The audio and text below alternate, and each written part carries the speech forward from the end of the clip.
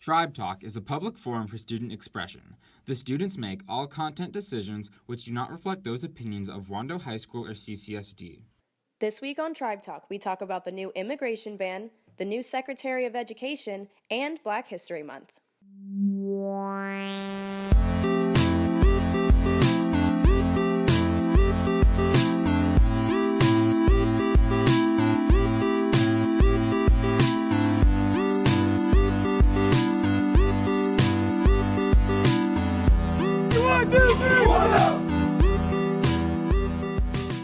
Hey Wando, I'm Valerie Hewen. I'm Connor Griffin. And welcome to this week's edition of Tribe Talk. In his first month in office, President Donald Trump has implemented a wide array of executive orders. One policy, though, in particular, has definitely received a fair amount of pushback from the American people. Tommy Fairbairn digs deep to discover the facts behind the immigration ban. Donald Trump has taken over in the White House, and his decisions, just like his character, are causing quite the controversy. One of his most disputed executive orders so far is protection of the nation from foreign terrorist entry into the United States, better known as the immigration ban.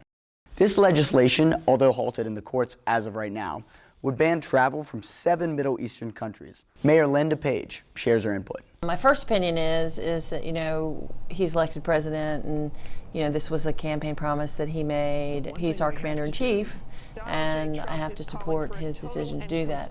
Although the ban mainly affects individuals thousands of miles away, it affects every region in our country. Kian Rizayarad, a Wando senior, whose parents immigrated from Iran to the U.S., shares his family's experience. Obviously, they've tried to come over here several times, and now they can't, but I know they don't like it because they want people to be able to have new opportunities to come over here. The courtroom is not the only place it's being fought. Widespread protests across the country, from the Grammys to the airports, have taken place. I wanted to give a voice to the people that aren't able. And it wasn't just about women's rights. It was also about refugees and equality for all people. Proponents of the order compared to how President Obama stopped issuing visas to Iraqi refugees for 6 months in 2011, after 2 Iraqi refugees were found involved with a bombing in Iraq. But even though we're under a new administration, immigration policies have yet to really change. Sources claim they take around 2 years to be processed, and single men are still not allowed to immigrate.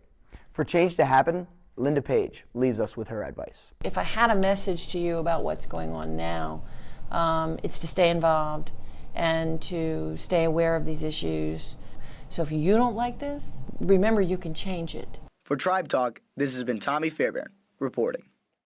As high school students, it's important for us to know who is in control of our education. Sydney Register has the information on President Trump's new Secretary of Education, Betsy DeVos. On Tuesday, February 7th, Betsy DeVos was confirmed as the Secretary of Education, adding to the turmoil of this past election. Her questionable background in the public school system has parents, teachers, and students alike rising up in opposition to her confirmation. First of all, Betsy has never been to a public school. Her children have not been in a public school, and she's never taught in a public school, and she's not an educator. Public education is supposed to be for all people, and because she has never had anything to do with public education, and she's donated a significant amount of money to politicians, I question as to how she actually qualifies or why she even was nominated. I think because of how unique this election turned out, that people are starting to become more aware of the whole nomination process. And I think a lot of the fear is that she's just another one of Trump's cronies. And I believe that's not a fair accusation. I think you have to see what she does first. And in all legitimacy, the Department of Education isn't as trumped up as people expect it to be. In Charleston, we have an unevenness. We have some really good public schools, some of the best in the state, and we have some of the worst in the state in the same county. And I'm scared that there's going to be a big movement to charters, which takes away local control. In most part, I still believe that if people are really worried about education, they should focus more on states. And she seems to be more of this conservative idea that we should allow states to control education. The main argument against Secretary DeVos is in opposition to her longtime advocacy of private and charter schools. Pro of the public school system would be simply that it's effective. It gets children It encompasses the entirety of population pretty effectively. But it's also, right now, it's very regional. So private schools is your parents have money, or your parents have money, families have money, pay the tuition. Some kids do get scholarships to go to private schools who don't have the money. That depends on the school. Charter schools, the charter company comes in and they run the school, but they also take public money. You kind of put a lot of pressure on the middle and lower class if you were to more privatize education. And I feel like it gives off this elitist mentality. It would be nice if people could see a community as a community. Even though you might not hang out with everyone in your community, we all are a part of it. I know we've been discouraged in this community because we don't have, all of our schools aren't great, but I have great faith that with all of us, maybe we can move it that way. Because every parent or guardian wants the best for their kids. This has been Sydney Register reporting. A lot happens during the short month of February. You've got Groundhog's Day, Valentine's Day, President's Day, but of course the entire month is dedicated to celebrating the lives and culture of African Americans before us. Now, you may have learned about Martin Luther King or Rosa Parks, but Jenna Solkowski is here to tell you a little bit more about the people of Black history. February is Black History Month, and while we always learn about prominent figures such as Martin Luther King, Rosa Parks, and Jackie Robinson, there are many Black history figures that we don't learn about in school. Here are just a few of many African Americans who have impacted how our world is today.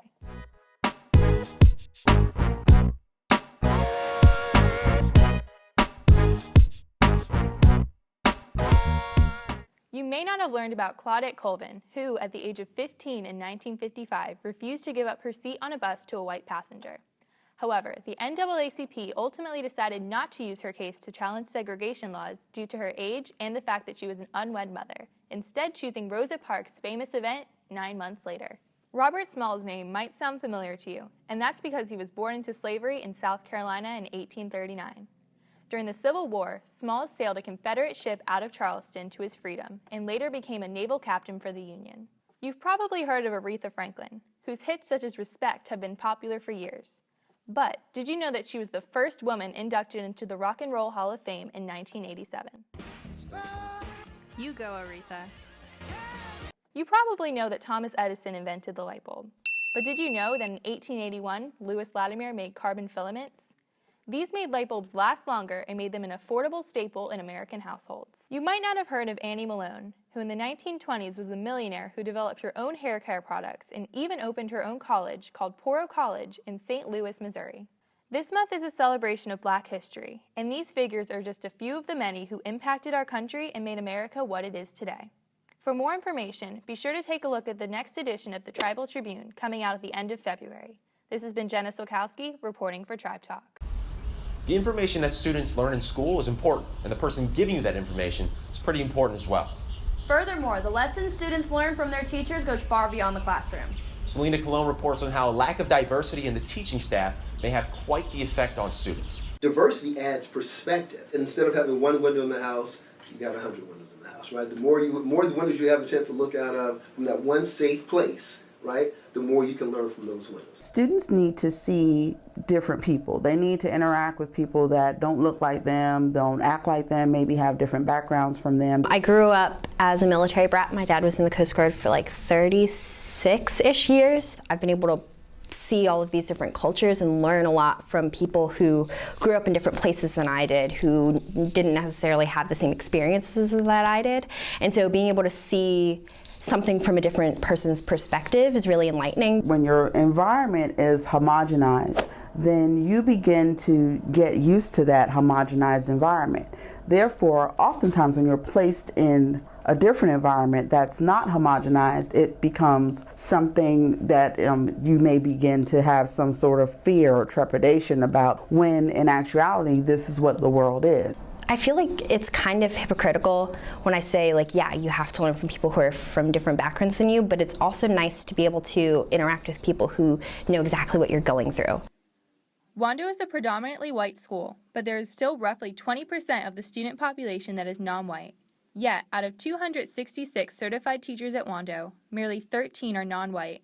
Amongst those 13, only 3 teach core subjects, leaving the majority of non-white students with a lack of familiarity in the classroom.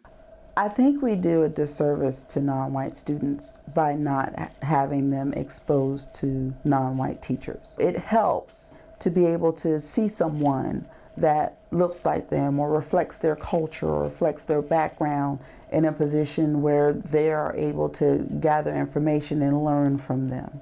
So who am I? Know me. So if you ask students, who do you prefer? I think the answer is I prefer somebody that knows me, not just validate George Washington, the presidents and all the things, the content, but validate who I am. What do you know about me? To be able to talk to someone who's the same race as you is really nice because you know that they're going through really similar things.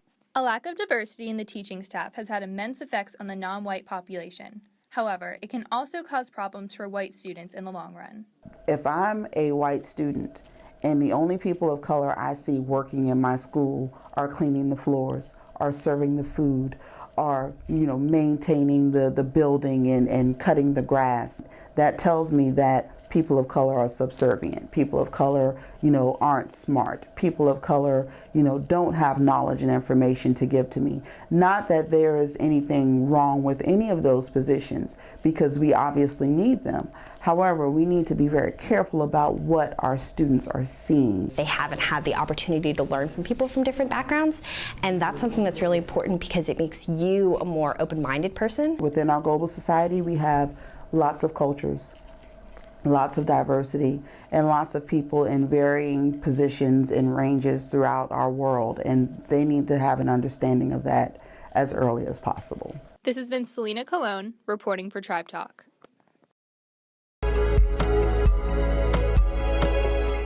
Local hat company BD Vibes is holding a contest here at Wando.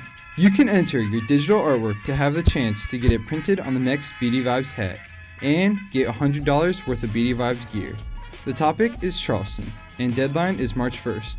Submit your artwork to this email.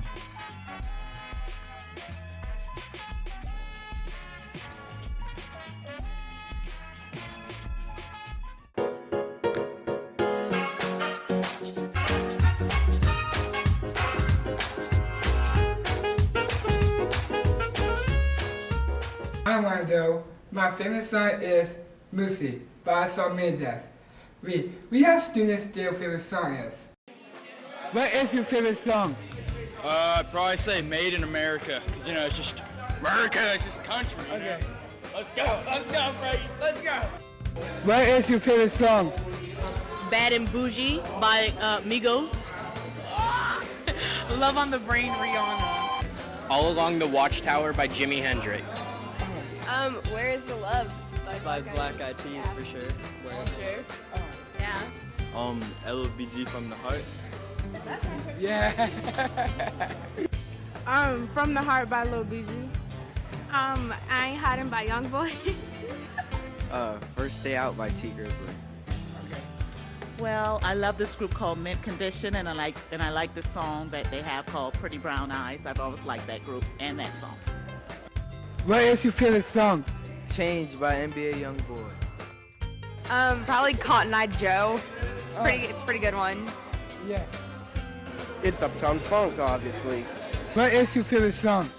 Moral by NBA Youngboy. All right.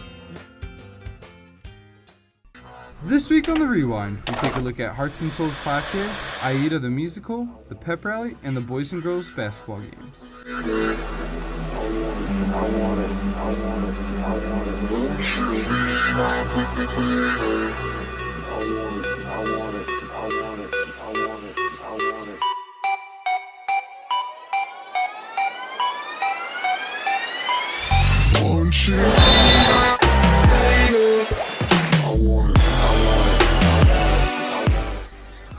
On February 4th, Wando Wellness hosted its third annual 5K fundraiser for heart health.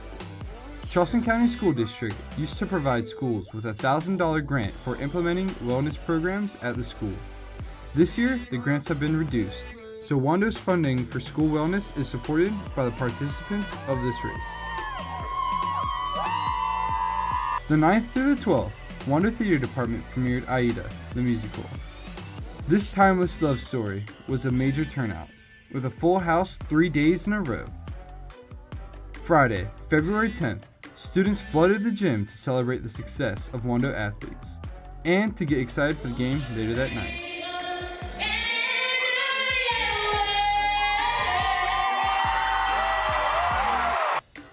Later that night, both basketball teams took home some major wins. See the details on Sports Talk. This has been Blake Ellis reporting for Tribe Talk. Wando is home to an abundance of majors. If you have a career path that you want to pursue, we most likely have a class that can help. A unique course has emerged as of late, providing students who want to enter the field of education with first-hand experience. Casey Malinuk teaches us about the Teacher Cadet program. If you've ever considered education as a career, Wando has a program called Teacher Cadet. This is a program that allows students to experience different grade levels from a teacher's point of view. The class offers opportunities to be active in the classroom as a high school student. The Teacher Cadet program is a recruiting tool to recruit the best and the brightest into the field of education. But if you don't want to go into education, it's also a great class to take your junior or your senior year to learn a ton of leadership skills, communication skills, professional skills. And so therefore you don't have to go into teaching to take the Teacher Cadet class. I didn't expect to be doing as much in the classroom as it was. I kind of expected more so to be going in and doing more observations, but the Teacher Cadet program really gives you, it like breaks you in. So you go and you do some observations, and then you move into gaining more and more responsibility and learning to, have more say in the classroom, and the kids gain more respect for you. I learned just a lot of leadership skills and how to incorporate different people's abilities and strengths and weaknesses, and just to have a common lesson with it. And it also just taught me how to openly accept other people as individuals and with their strengths and weaknesses and work around it, and that we all deserve an equal education, no matter how hard the barriers might be. Taking this class is beneficial to anyone interested in being a teacher, coach, or a better leader. So the Teacher Cadet program is an application type of class where students would have to fill out the Teacher Cadet application, which can be found on www.teachercadets.com. They would have to have 3 strong, very positive teacher recommendations from former teachers. Teacher Cadets would also need a 3.0 unweighted GPA to enter the class. I would say if you even think that you might be interested in teaching, I would give it a try. Just take it and see how it goes and see if you like it, because you never know if you like something or if you don't like it until you actually go and do it. This has been Casey Malinuk reporting for Tribe Talk. With so many clubs at Wando, it's hard for specific ones to stand out. However, there's one new club in particular that definitely deserves some recognition.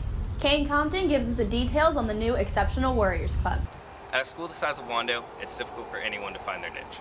The Exceptional Warriors Club is combating this issue by making a community for the mentally and physically disabled, along with the general student body. In regards to coming up with the idea of the Exceptional Warriors program, it was kind of stemmed from Zach and I and our family's time in California, where they had a thing called a friendship circle. Basically is typical peers paired up with special needs peers and developing friendships and sports and gaming and stuff together. The premise of the club is to try to bridge the gap and have the students socialize a little bit more, and for our children to be able to communicate with the other students better. I think that's really fun to get to know them, because I know they're in a room by themselves for most of the day, and it's nice for them to get to know other people at school. It's really fun because I like it because it's made me surprised, but it's cool. We started talking about a vision that we all shared about our kids in the special ed department becoming more involved in typical Wando activities. I guess for us, for our kids, it's really hard for them on a social level to engage in especially a setting like Wando with so many students, that we wanted to be able to create an environment where they can all interact and be able to socialize. I think one of the nice things that we were talking about bridging the gap. And let's say you go to an Exceptional Warrior meeting, and even if you go to one or two of them, you get to know Ryan, Zachary, Nikki, and you might see them at lunch, and you could sit down and say hi to them. That means everything to a kid. This is just a great avenue. I think they've all been looking for something to do like this for a while, and it's just kind of a perfect storm of moms who want to see it happen and the kids who are waiting for it to happen. So I think it's a really good time to introduce this club. The more people, the merrier, and they get to have a fun experience. Can you guys comment, because it's really funny looking. Oh yeah.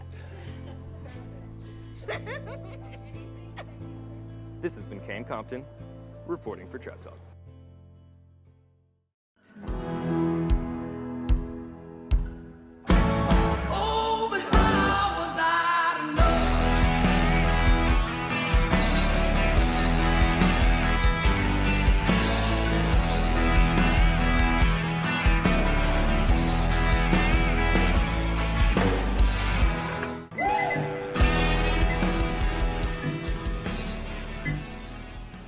Hi Wando, this is Riley Biller on this week's Sports Talk. Unfortunately, last week our boys and girls basketball teams both lost in the first round. The boys went to Irmo and lost 52-47, and the girls played Dutch Fork at home and lost 43-42. But great job on the amazing seasons that they had. Congratulations to our 5 wrestlers who qualified for state this past weekend. Good luck this upcoming weekend in going to state.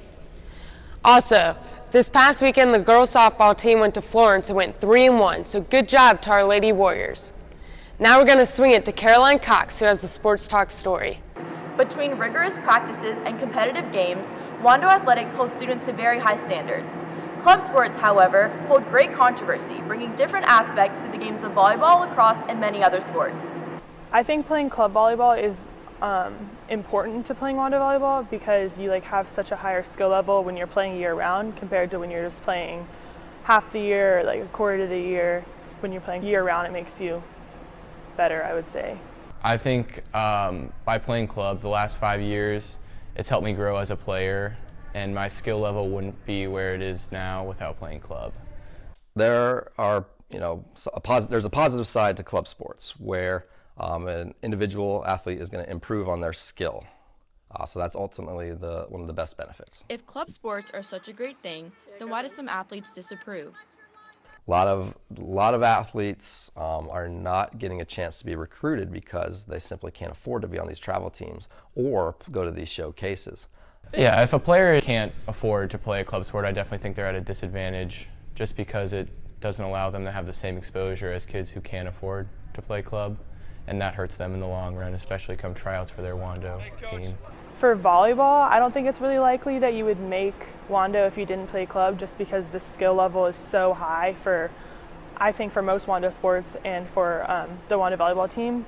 I don't think it's fair. I think those who have the skill level to play on a club team but may not have the affordability should be aided so that they can at least play and have the same level of exposure. 1, 2, 3, Wando! This has been Caroline Cox reporting for Tribe Talk. That's all we got for you, Wando. Thanks for watching. And be sure to follow us on Snapchat and Instagram at Tribe Talk WHS. This has been Valerie Hewen And Connor Griffin, signing off.